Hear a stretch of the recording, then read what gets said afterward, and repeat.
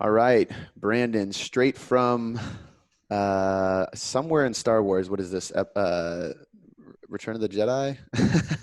Dude, I don't even know. I just like the background. It makes me look pretty. So I that's I what. used to have I was a huge Star Wars fan when I was a kid, and I had the Millennium Falcon. I had like all those toys, and I would like set them up with all these action figures everywhere. It was like the coolest thing. This is my favorite background I've seen with you yet. Nice. So, but today we're going to get into September's research roundup. These are two that I'm really excited about because I think they're extremely applicable to the clients that we work with. I mean, so often I get asked about alcohol, which is the first one we'll get into, and how do I fit that into my macros? And should I pull from fat or should I pull from carb, or is it really going to affect me? Um, and I've always felt as if I have science-based answers, but I'm glad that we're doing this because it really will be the most evidence-based answer I can give them now. And I actually will say I was even somewhat surprised by the result. I did skim through it a little bit, and I remember saying a couple things that I was like, "Oh, really?" Like I thought it might have been worse. Um, but I'll be interested to kind of pick your brains because I've looked at a few different people that have research reviewed these type of studies. So I'm interested to hear your take, and I have a few questions. So let's kind of dive right into it. And if you want to just kind of explain the first study and kind of go through the questioning that you had, then I can kind of pick it apart and ask you questions off that. Yeah, for sure. So this is actually a follow-up study. So it's by Molina Hidalgo. Uh, the 2019 study was on body composition. So I look back and have that in my write-up, but it's called the beer hit study. So like beer is alcohol, hit is in high intensity. Mm. Um, and basically they wanted to know if I drink moderately throughout the week. I wouldn't even call it moderately. I would call it like minimally throughout the week.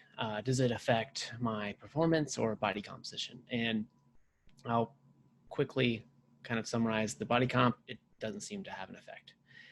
So in the performance aspect, what they did was they took, I think it was like 70-ish people. And the design of the study is really unique because normally you randomize people to groups and you're good, right? So that kind of, all the confounders of baseline kind of even out and supposed to fix things. But this study, because of their ethical guidelines, had to let people choose. So the first thing they said was, okay, hey, do you want to train or do you not want to train? And so you chose that first, which is, kind of normal. Like some people train, some people don't want to. And then for the training groups, they said, okay, do you want to drink or do you not want to drink? And then finally, within the drinking group, Did anybody say no? well, so I looked at the non-training controls, and guess how old all of them are? 21? No, 19. So yeah, I'm Oh, I'm the pretty sure. non-drinking. I thought you meant drinking. Yeah. Okay. Yeah, yeah. So that was like a little tidbit. I was like, how did they do that with 20-year-olds? I was like, oh yeah, they were probably, those people didn't actually have a choice. Yeah. Uh, so within the alcohol groups, that's when they finally used randomization. They said, okay, you want to drink, you want to train, and they randomized between beer and sparkling water plus vodka, equivalent alcohol content. And then for their controls of each one of those, they had a non-alcoholic beer or just sparkling water as a comparison. So the calories weren't like perfect, but they didn't really do any nutrition stuff anyway, so it's kind of whatever. Okay, so you have those 5 groups, a lot of groups going on. They then, for the training group, the non-training group just kind of did nothing. The training groups had a 10-week intervention where they came in to what I imagine is like a small group training center in groups of 8, and they did. Have you ever seen the TRX small group training thing? Yeah. Yeah, so they basically did that. Like, TRX pulls, horizontal rows. They did some push-ups, some body weight squats, kind of in a hit fashion, 45 seconds on, 15 seconds off. And so they did that for 10 weeks. They started at like 45-minute classes at RPE 8-ish. And then by the end of the 10th week, I think there were 65-minute classes at RPE 10. So they're pushing it, right? But again, no like progressive overload type stuff here. This Right. is just like basically body weight training or less than that. Um, So I didn't mention this with the drinks, but the drinking groups the males had 2 drinks a day, and they had one with lunch and one with dinner. So either beer or vodka. And then the females only had 1 drink a day, and that was at lunch. So that's why I said kind of like minimal, not necessarily moderate drinking, but it was Monday through Friday. They gave them alcohol, and Saturday, Sunday, they didn't track and they didn't report anything. So kind of a mini flaw in the study is like, okay, we're giving people alcohol a week. They signed up for the study. They chose to train knowing they'd get alcohol, but we're not going to track their alcohol over the weekend. Yeah. So long story short, they measured VO2 max, which is more an endurance outcome. They measured hand grip strength, which is kind of just lame. And then they measured a bunch of jumping outcomes. So counter movement jump. There was another jump, like a drop jump, where you like drop off a box and jump. Yep. And then there was another one called the Abakalov jump, which is just a counter movement jump where you actually just swing your arms up. So 3 jumps. They found alcohol essentially did nothing. Like it didn't hurt their performance. It didn't help it. It just everybody got about 18% better in VO2 max. Hand grip strength, it was like 15% or something.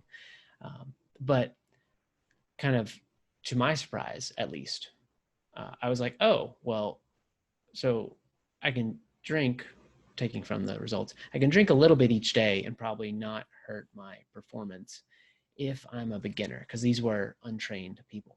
Mm-hmm. So you have that huge bonus that everybody gets when they're untrained. So that's kind of like the main takeaways that I had for the summary. What was the age range? I know there were So some 19-year-olds, but what was the oldest? yeah, so the average was like 25, 26. Okay. Because I wonder too, is you hear this a lot, and this might just be wives' tale, but like, you know, when you get closer to 30, 40, you're kind of like, oh, I don't recover the same as I used to. So your hangovers kind of intensify, you know, as you get older. But there's also the question of um, how much they're drinking. Like, is it really enough? Because I know there is one study that showed some pretty serious detriment to performance. But if you look into the detail, I mean, they took like 15 shots of vodka for the study. And it's like, well, no shit. Who, first of all, who can do that? Kudos to you. I'm out by like 8. But on top of that, like obviously that's gonna, you know, wreck you. So do you think like there's kind of like this bell curve of this range where it's like, you know, a little bit is okay, but once we start pushing past a certain amount, then it's an issue. Like I know for me, even on Sunday, my father came over, we barbecued for him. His wife was out of town, so we just like cooked for him and stuff. And he wanted to have a couple beers. So I had a few beers with him. I think I had 3 beers over the span of like 4 hours, right? Mm-hmm, Not right. nearly enough to get me drunk or anything like that. I trained my ass off the next day. I felt amazing. But Sundays, I don't train. And so on Saturday, I would have like 7 or 8 beers throughout the span of 4 or 5 hours, you know, and the next day I'm like, I'm 100% unable to train. Like I would just be a horrible session. So do you think there is really like, besides just like experience telling me that, but like there's probably this range where like once you get past a certain point, you probably are going to see detriments to performance? I think so. And all of the studies have this kind of proof of concept going on right now, where you look at the glycogen resynthesis study, showed that if you replace what you would have eaten with alcohol, like it's worse for you. The muscle protein synthesis study, and I covered all those on Instagram if anybody wants to look back.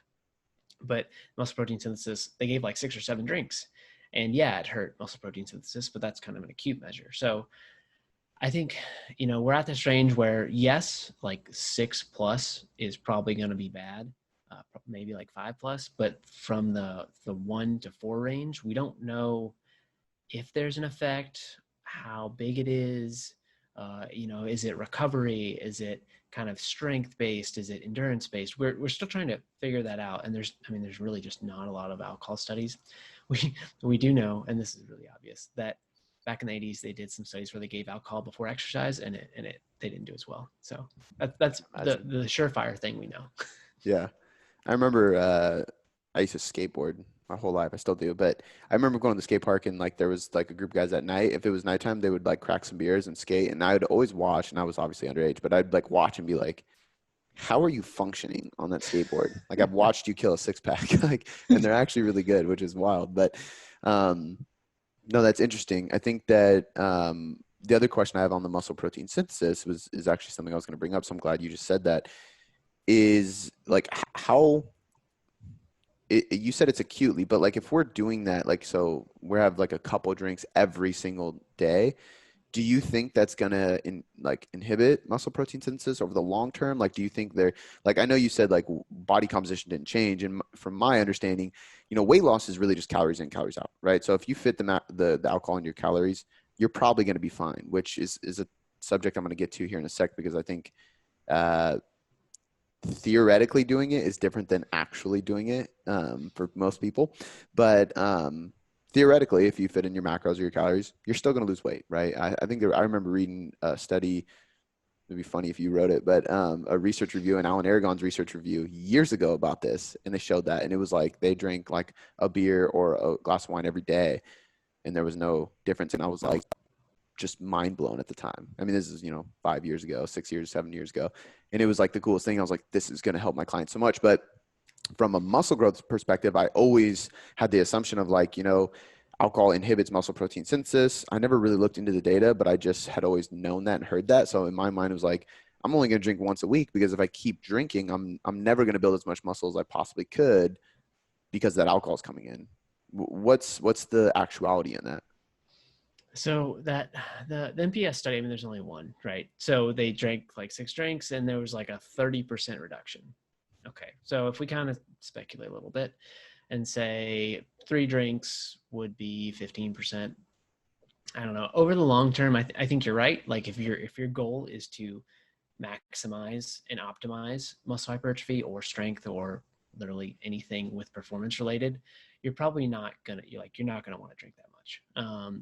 But then again, like what you said, Saturdays you don't train Sundays, so if you're going to drink more, then you want to time it that way, where it's like, all right, I trained, Saturday morning, I got most of the kind of effects of training, and then Saturday night, and I'm not going to train Sunday. Saturday night, afternoon, then I drink a more, and then by Monday I'm recovered fully. So I think that's all we really know. Again, there's a lot of room. I'm kind of surprised not more people aren't researching this. I know there's some research in athletes, um, and I didn't cover those studies for this time, but where like athletes after they win a big game or after they win any game, they go out and celebrate, right? And so that hurts their performance down the road, but they seem to be okay because otherwise they wouldn't do it as much. So Yeah. Yeah, I think it's one of those things too. Like the other thing that comes to my mind is if you're replacing 40 grams of starchy carbs every day with a couple beers, let's say, because you equate the calories out, that's less and less glycogen being stored. And that's where you said there was that comparison study where it's like, okay, yeah, weight loss might be the same, but I think after weeks of doing that, performance probably would start to be hindered because you're consistently less full glycogen wise. You're consistently having less energy stored to train with. You're consistently less hydrated in the muscular level. And I think like after a while, it's kind of like the whole diet break thing, right? Like short term, like, it doesn't really do anything. But I think like, okay, after a year or like a 6 month diet, let's just say more realistically, mm-hmm. all those diet breaks probably do add up to some small physiological changes just from cortisol management, which is another thing I was going to even say about this. Like, I know for me, if I didn't have those Saturday nights, I think me being able to handle stress would actually be lower because that's like my night to just put everything away, have a few glasses of wine with my wife and just chill. And it's like that reset every single week that I have. And I get a little loose every time. So, but I think that helps me in my long-term business development, training, all that stuff, because it's like that stress relief, you know what I mean? So even for like when I'm doing like a photo shoot or trying to get shredded, I usually keep that in until like probably like 4 to 6 weeks out. Then I'll be like, okay, I might cut out alcohol completely just because it's hard to fit it in my calories. Um, but yeah, I think like, and you said there was a study that actually showed like the replacement of is where we're going to see a hindering. Yeah, well, so there's oh man, so it was an endurance based study where basically they were trying to figure out, all right, is it the alcohol or is it the displacement of calories from alcohol? And if you displaced calories, like if you had beers instead of your food, then it's going to hinder performance. But if you had your food and your beer, it's not going to have an effect. So I think that's counterintuitive, because when most people drink, especially on the upward end of drinking, like they're probably going to eat more, right? Yeah. So if you're, if you have less glycogen, or maybe you just need more food from the workout week or whatever, like you're probably going to get it. So that's why I'm like, well, I mean, in practicality, I don't know that one night or maybe even 2 nights, like a moderate night and then maybe a little bit heavier night, is really going to do much. But again, if you're trying to optimize everything in your life, you probably want to minimize drinking as much as possible. Yeah. I think, it's one of those things too, where it's kind of a double-edged sword, because if you're trying to get leaner or you want to stay lean while performing well or anything, you have to essentially take something out of your calories in order to fit that alcohol in to not gain fat. But if you could care less about body fat, or if you're like at maintenance slash surplus, whatever, even for me, I'm in a pretty big surplus because I've been trying to gain weight. So it's way easier for me to fit alcohol in. I'll replace it and I still have plenty of energy, because I'm eating Yeah. plenty of food. But I think when you go into a deficit, it's harder. And that's like the big thing I tell clients is like, every once in a while it's fine to like maybe you skip breakfast and fast a little bit, or just have a protein shake and you save those extra calories and you have some alcohol at night, replace it with fats or carbs. But if you're doing that on a consistent basis, you're going to be hungrier and hungrier and crave more and more, because you're consistently restricting food so you can fit alcohol in, which we know alcohol isn't very satiating compared to healthy whole foods, right? High fiber foods, Yeah. vegetables, Yeah. fruits, produce, whatever. So I think at a certain point, it's just an adherence thing. Like, yeah, you could get away with it, but I promise you it's not going to work for very long. Yeah, especially, I mean, when I was in prep, like those last 4 to 6 weeks, like you said, like you gotta just cut it out and be like, Mm-hmm. nah. And some people even farther out. But there's a whole field of research on wine that's like we're not even going to talk about, with the polyphenols and stuff. And scientists are still trying to figure out, is it like, okay, if I have 1 glass of wine a day, is that good or bad? Yeah. Or does it not matter? And it all depends on what your outcome measure is, right? So here they did VO2 max. I mean, not many people are going to go get a VO2 max. So the endurance athletes might care a little bit, but for your average Joe, like our average client, just says, hey, you can have a few drinks and be okay. So based on the wine research, what do you think? Can I have a uh, glass of wine every day or not? I Shannon would be mean, so happy if you said yes. I will say yes to make your wife happy. Perfect. Then we're all happy. Yeah. Uh, I think because that's a question I get asked a lot too, and it's kind of one of those things where I've always just kind of thought like, yeah, there's things in there that are healthy for you, but come on, you're just trying to like have an excuse to drink. Yeah. But then I also know people who actually do just have like a glass, and sometimes don't even finish glass. Shannon's one of those examples. She really loves wine. She actually got me into like wine tasting everything. Yeah. Sometimes she doesn't even finish the glass of wine. It's just like a little bit, and like so she's healthy, she's lean, she's you don't see any mental fog with her. But I know for me, it's hard to have just a half a glass of wine. Like that's Yeah. unrealistic. I can't do that either. Nah, nah. 2 glasses or none. Yeah. So that's a tough one. Last question on this one. If somebody is like, okay, like I'm not going to drink much more than like once or twice a week, but I do want to fit it into my macros because I have a fat loss goal. Do you have a preference, or is there any research that shows a preference to take away fats for that alcohol or take away carbs? I've kind of heard both arguments. I've heard fats just because of the way the body oxidizes different things and what stores as fat easier. I've also even heard like, and I've even said this like, hey, if you get more satiated from carbs, then have carbs, not fat, because it'll be easier for you to adhere to the diet during when you're drinking. And I know for me, if I don't have something to kind of soak up that alcohol, I get drunk way quicker. So maybe you want a little bit of carbs. But then I've also heard other people that are like, well, fats are an essential nutrient, so I don't want you going low fat because that's unhealthy, even though it's temporary. But what are your opinions? What do you think the science says?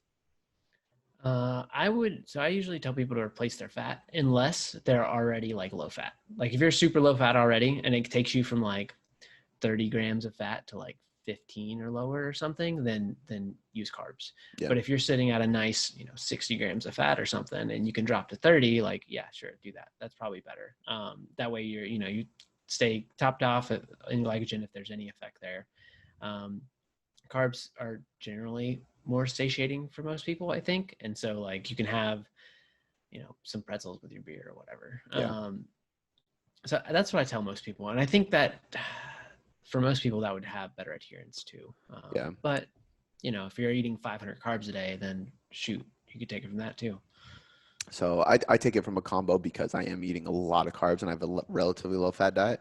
Yeah. Um, but that's kind of what my explanation has always been too. I always say, it makes more sense to take from fat because, if you're training hard, your body's probably not going to store those carbs as fat anyway. So let's replace the fat with it, Um, so that's cool. I'm glad that we're on the same page with that. I do have another point to make just for the listeners. It's not really a question for you, but you can share your thoughts on it too. Um, I don't know if inhibition is the right word, but essentially I believe there was some research showing that like when you drink alcohol, your ability to make smart decisions is significantly declined. And this is just from even like simple things, right? So you're lazier, you're less adherent, you're less compliant, you're more easily influenced. So something for people to think about is like even if you fit it into your macros, you're also putting yourself in a position where you're not going to be able to adhere to the diet very well. Even if you tell yourself like, no, like that's not me. Like I keep it under control.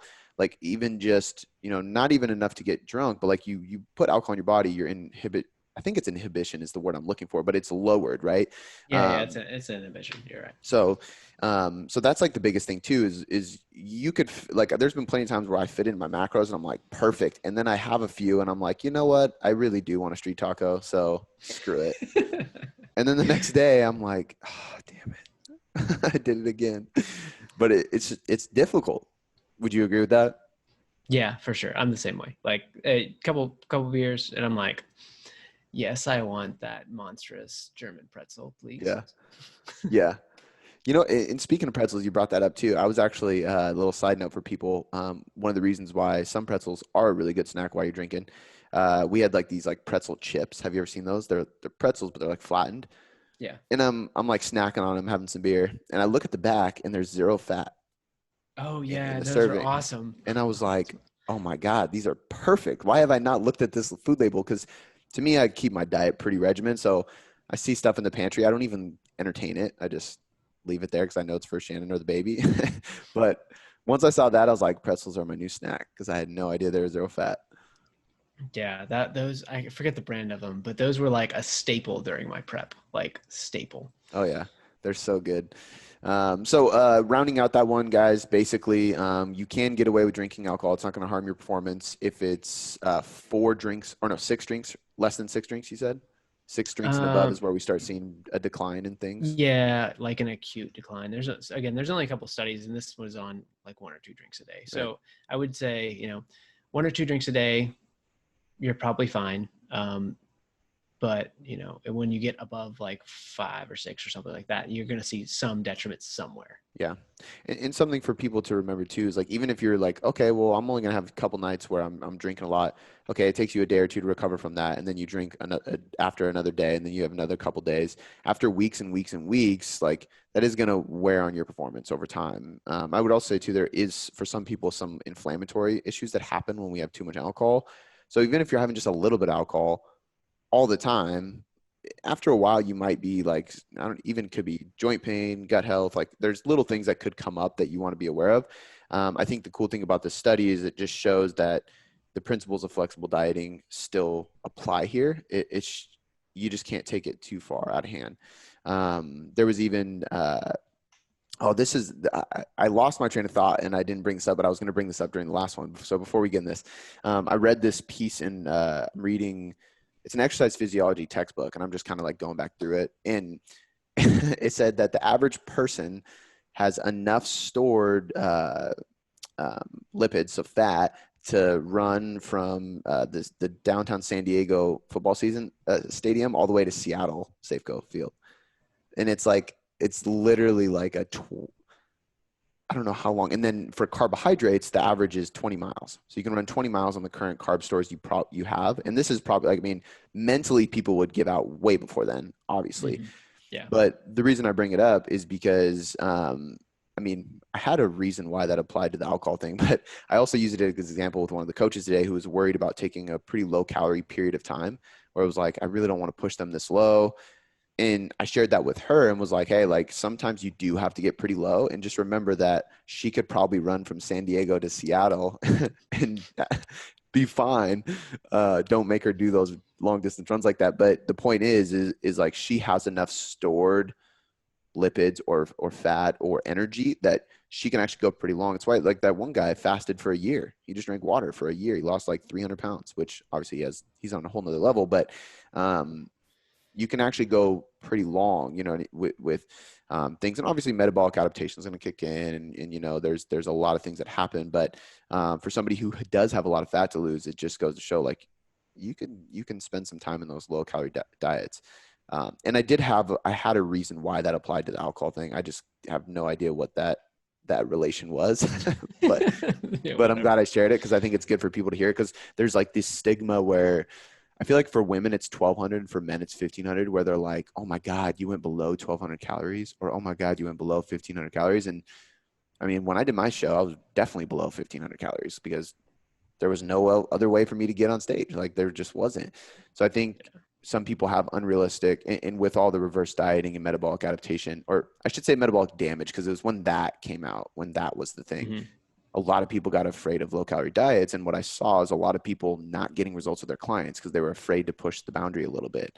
Um, and I think you and I think pretty similarly on this because we've had discussions with the team and stuff like that too. But I thought that that average was really cool. I'll send you a picture of the textbook when I get home so you can see which one I'm talking about. But I got the recommendation from Eric Trexler because I was like, I need to freshen up on some of the energy systems and stuff. But I was shocked from San Diego to Seattle. You could make it on the stored body fat you have on the average person. Crazy. Yeah, yeah. And to touch on the low calorie diets, I think I'm gonna do a con ed for TC, you know, for you guys this month on low calorie diets because there's a lot of, I mean, there's a whole field of research on 800 calorie diets, Yeah. like a whole field, and it's like, well, obviously researchers have been using this for 30 years. It has its place. You know, 1200 calorie diets for super obese people have their place. So I think there's some like stigmatism with the going too low. Yeah. I agree. And I think it's really just a matter of like, how do I get my client to adhere to this? Because it's not inherently unhealthy, especially if somebody has 50 to 100 pounds to lose. Actually, going that low calorie is even more healthy because they're going to lose body fat, and that's more dangerous to their health than a low calorie diet is temporarily. Now, if I were to put you on an extreme low calorie diet, it would kind of just be like, why? Like, Yeah, yeah, you're it's just a little different. yeah. So it's really context specific. But cool. Let's get on to the second study. What do we got here? Okay, so this is basically a study where they compared 4 hour and 6 hour time restricted feeding. Um, so time restricted feeding has been super popular like the past 5 or 6 years. In our kind of domain where we kind of care about it, Grant Tinsley and Morrow have published a lot of stuff to show, you know, if you're resistance training and you're time restricted feeding, there's not really a difference and you can maintain your muscle, right? And I was actually going to ask you earlier, have you had Grant on the podcast yet? I haven't. Oh man, you need to get him on. He's really Cool. good. Connect me.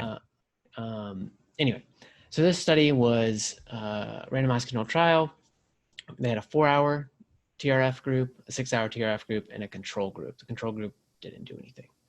Good control group. So real quick, when you say okay, so feeding window. So basically four Yeah. hour time restricted feeding, it's basically like that's a what is that? 20 hour? That's a 20-hour fast.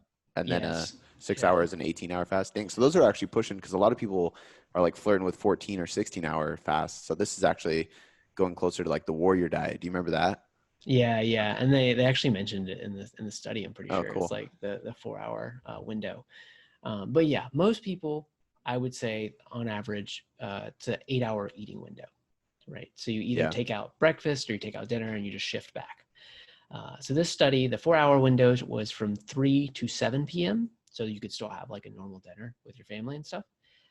The 6 hour window was from 1 to 7 p.m. So maybe you could have like a normal lunch at work or whatever, and then still have a decent meal before you had to stop eating.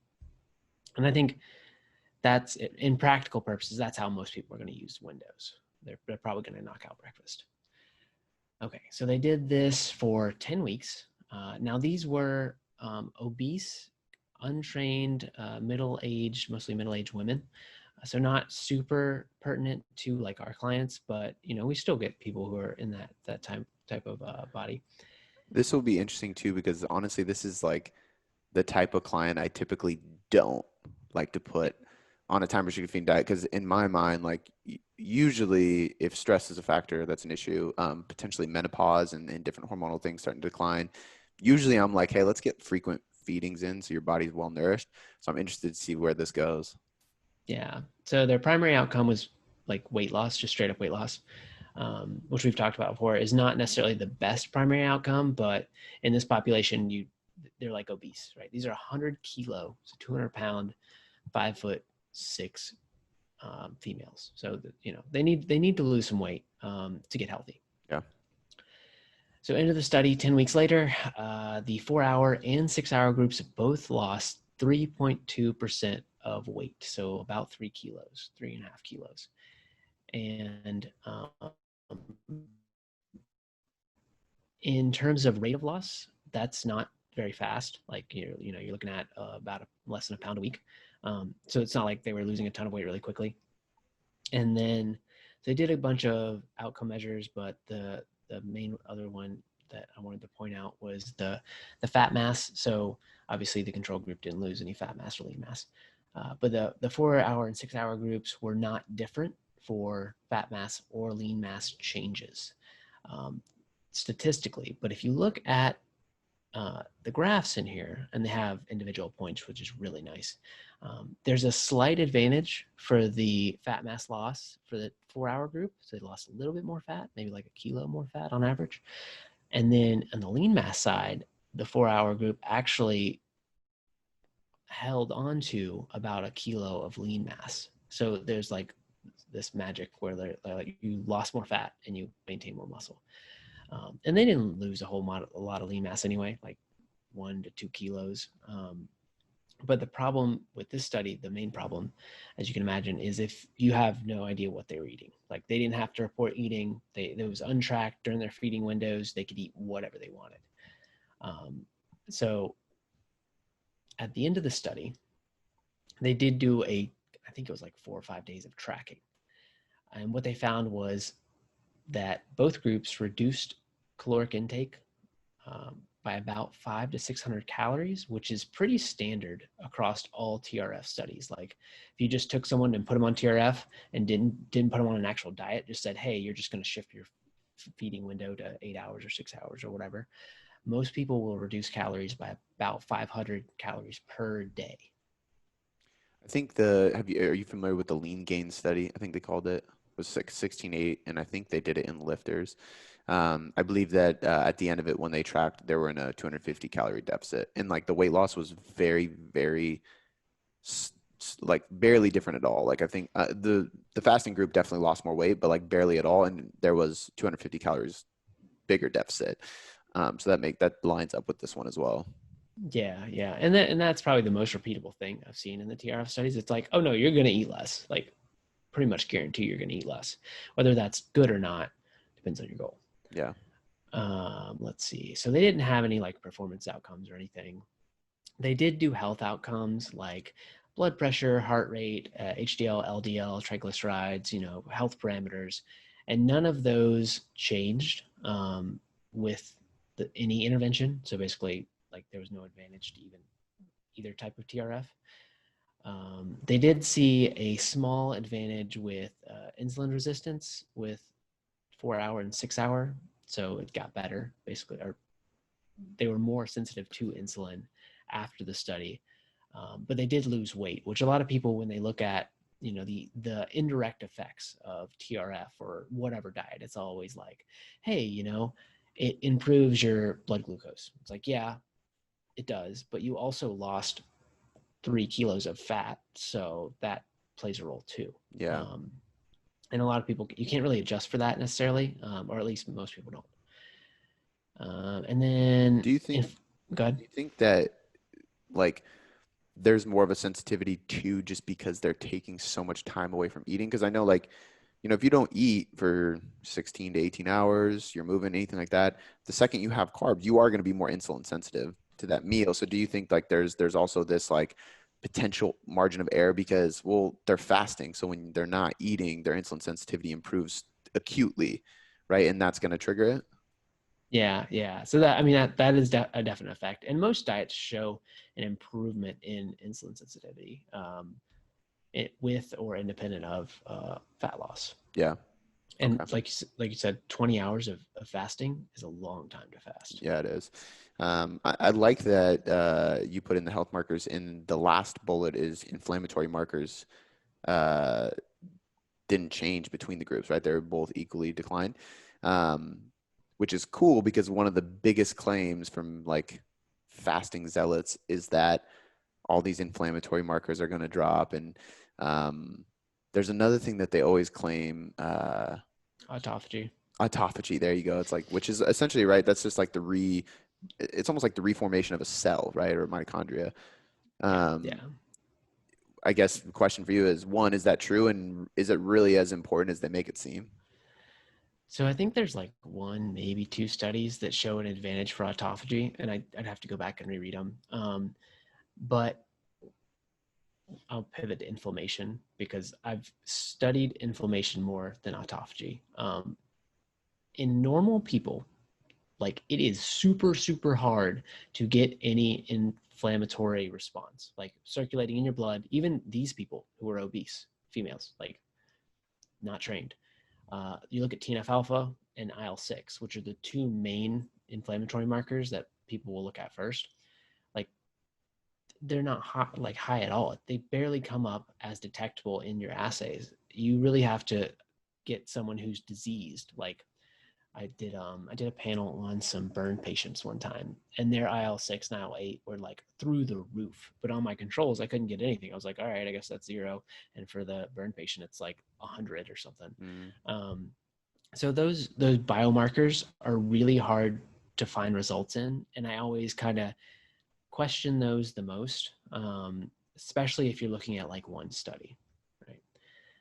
Because ultimately, and we always go back to this, is we care about the long-term effects. Like, yeah, I might be able to find an acute effect, but if it doesn't pan out over 8, 10, 12, 20, whatever weeks, like I don't care. Like yeah. it's not going to really matter in the long run. Yeah. Well, and I think one of the problems with like the whole inflammation topic as well is it's almost like a scapegoat for most things. Like somebody has an issue, oh, it's inflammation. Oh, like I haven't been productive lately. Oh, you got some inflammation. Like, oh, my gut hurts. Inflammation. Can't lose fat. Inflammation. It's like always, like It's it's either that or crazy. But hormones. I think that yeah, hormones is the other one. But I think that for me, like the only time I really have a discussion about inflammation with clients is usually like joint inflammation, which is completely different topic. And it does happen. Like so. I think that, but yeah, it's that's one of those topics. Hormones and inflammation actually are two topics that really like bug me because not that they're not ever important because there are scenarios where we do have to have that discussion or maybe it does come up, but it's far less often than people make it seem. Mm-hmm. And like hormones is like the first thing people blame when they can't lose fat. And a lot of times it's adherence to the diet. You're not actually in a deficit. Maybe your metabolism is a little bit slower than you thought, but you're not damaged. You don't have any hormone issues. I've even had clients or people come to me that are like, I thought for sure it was something, but I got blood work done and everything's fine. So what's going on? And I'm like, you need That's to my eat favorite. less. It's like, Yeah. which sometimes it's helpful to actually have clients. So for people listening, like if you struggle with this, like have them get a blood test because then you can either oh shit, they do have a hormonal issue. Let's connect them to somebody who is a specialist, endocrinologist, or B, see, I told you it's really not that. You just got to eat less, right? It's a deficit and it sucks. And then that's just part of it.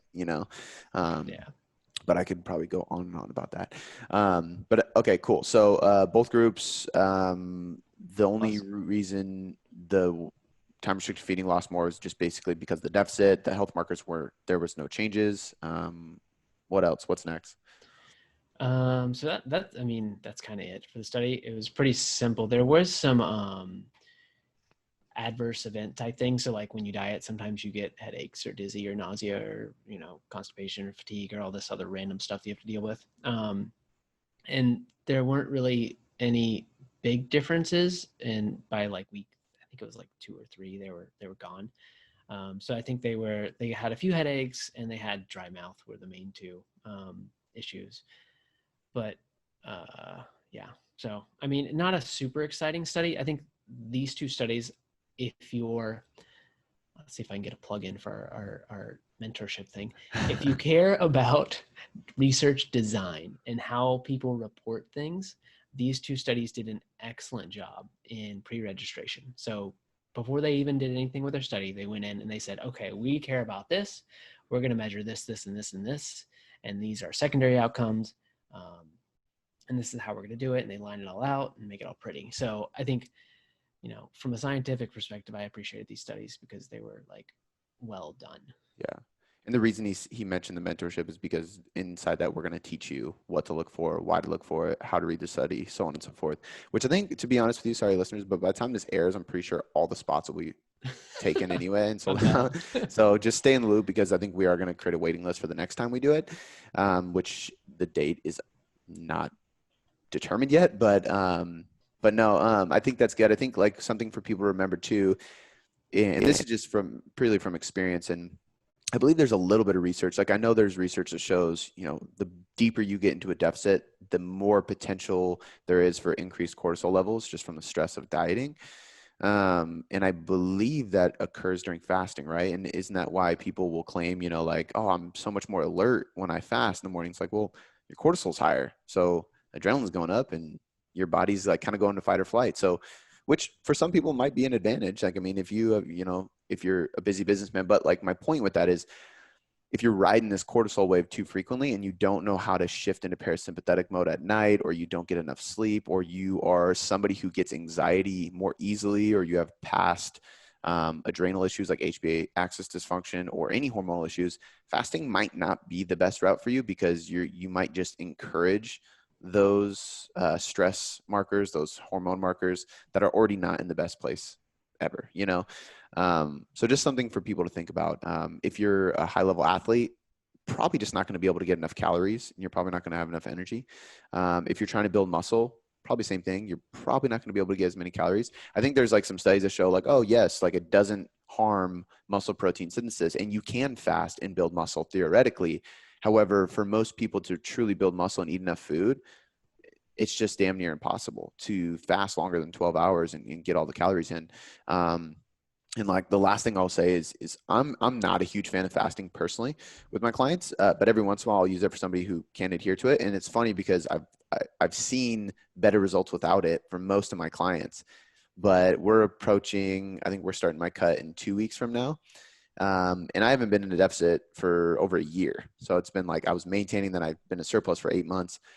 So my first thought was like, you know what? I might just do like a modified fast and just have a protein shake with my fish oil in the morning because I don't want to have like little meals at lunch or dinner because those are the meals I enjoy the most, where my breakfast is kind of like, let me just get something in and go. But my breakfast is 700 something calories. So it's like, I'm just probably going to remove that and save some of my calories for like dinner, and then it'll be easier to adhere to. So it's kind of funny how like full circle now I'm like, you know what? Maybe I will use it in a modified way. Yeah, it's a tool. Everything we talk about on here is always a tool. Like Yeah. nothing's perfect. There are, I wrote this in the write up. I'm like, I'm hoping that scientists are trying to find a way, not the way, right? So help Yeah. people. Yeah.